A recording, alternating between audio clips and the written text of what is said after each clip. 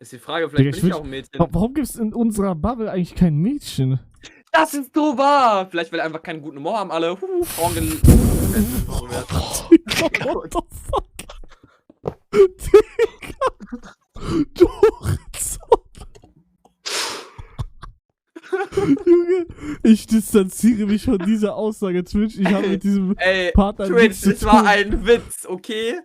Digga, holy shit. Ich hoffe, man sieht dich heute auf Twitter, Digga. Nein, bitte nicht. Twitch, Digga, das war schon krass, Küche kann man gerade. schlecht streamen. Ey, aber es war doch ein Witz, okay, Leute. Habt What ihr alle. Also, ich meine, wenn es alle als Humor sehen, dann gibt's doch keinen, der sich darüber aufregt.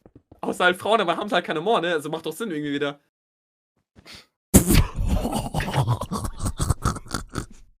Ich distanziere mich von dieser Aussage. Das machen Mädchen im Chat.